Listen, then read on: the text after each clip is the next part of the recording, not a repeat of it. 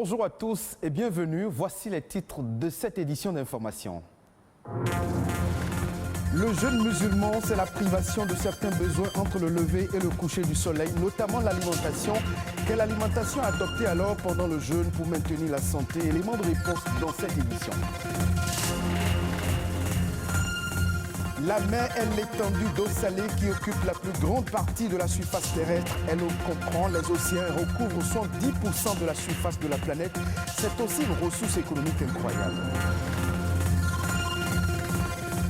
Et puis, les mangroves constituent un écosystème de marais maritimes très riche en espèces végétales. Les protéger et les conserver participent à la lutte contre le réchauffement climatique. Un spécialiste nous éclaire.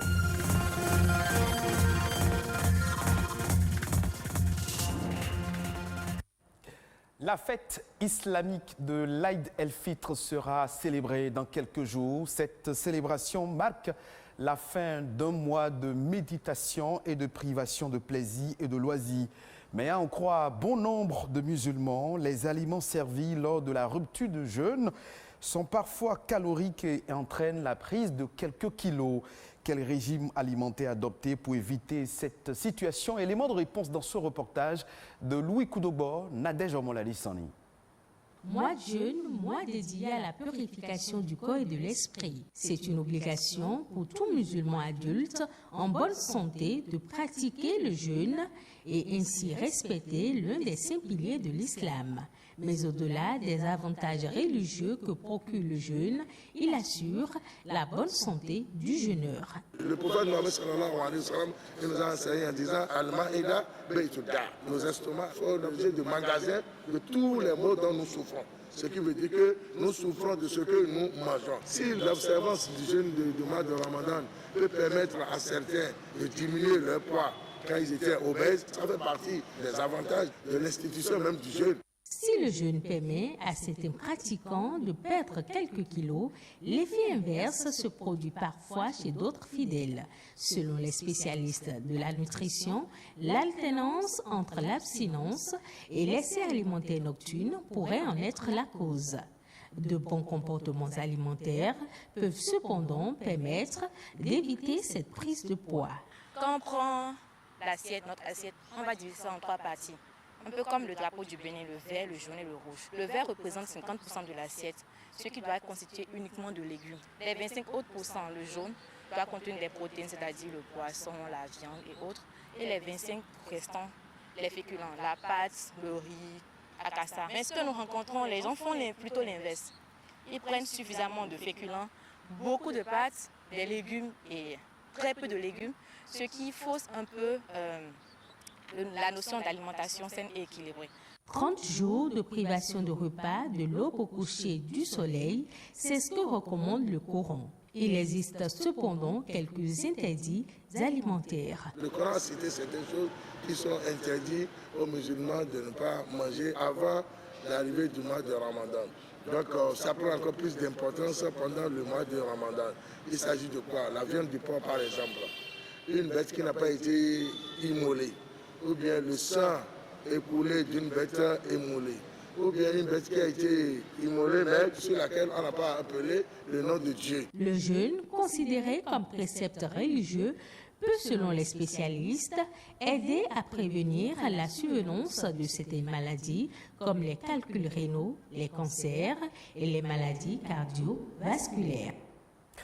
Vous le savez sans aucun doute, la mer occupe la plus grande partie de la surface terrestre. La mondialisation des économies repose sur la libre circulation des flux maritimes. C'est par la mer que transitent 90% des marchandises échangées dans le monde entier. C'est un véritable enjeu de trafic maritime et de navigation. Au-delà du rôle qu'elle joue, la mer est essentielle pour la croissance économique de toute nation. Les précisions dans ce reportage de Josué Daniel Sosa. Son importance pour le développement de l'écosystème n'est pas toujours perceptible.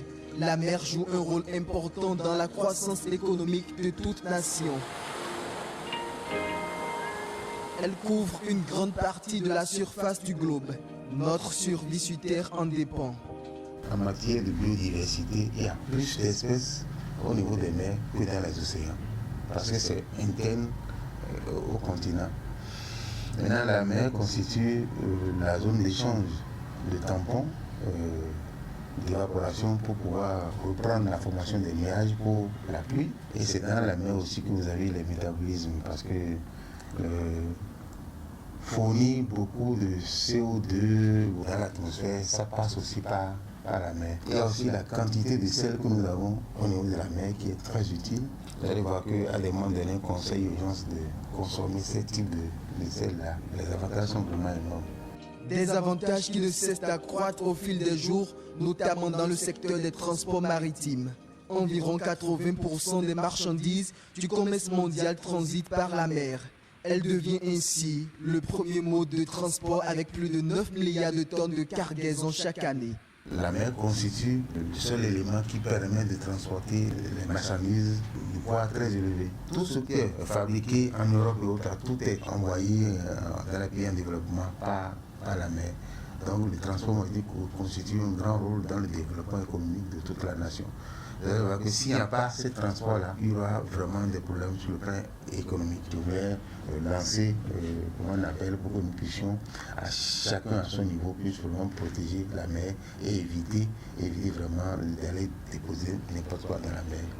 Protéger la mer des déchets est la seule solution qui s'impose à l'humanité pour sauvegarder l'environnement.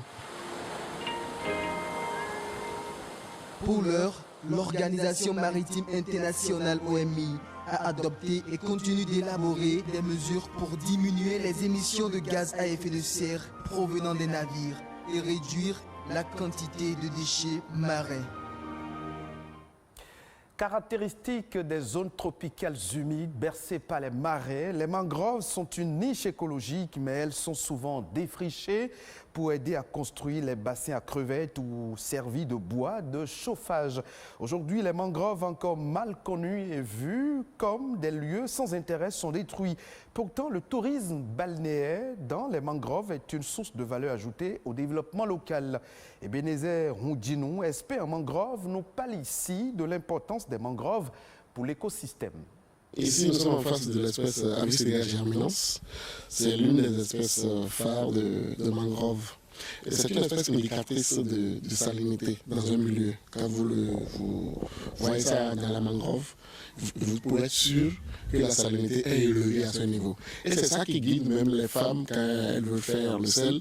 C'est dans ces milieux-là que ces femmes identifient ces arbres et c'est là qu'elles raclent le sol pour pouvoir faire le sel. Donc c'est une espèce très importante pour les populations. Elles aiment ça. Et quand vous voulez faire un reboisement à succès, il faut forcément associer cette espèce-là. Et ne pas faire que l'autre espèce qui est le Rhizophora racemosa qui est facile à planter. Ici, nous avons fait la pépinière, où on a récolté les graines, on les a mis dans des sachets et il y a un suivi. Déjà, nous avons 4 feuilles. Là, ça veut dire que c'est prêt. On peut aller remettre ça, enfin, on peut aller faire le reboisement avec. On essaie de recréer l'écosystème qu'il y avait pour que de façon durable nous puissions nous projeter dans le développement. Je crois que c'est dès le bas âge qu'il faut reformater le citoyen de demain qui va comprendre que les zones humides ne constituent pas un dépotoir mais une richesse qu'il faut protéger et préserver. Je crois que les enfants sont les mieux placés pour prendre cet héritage-là.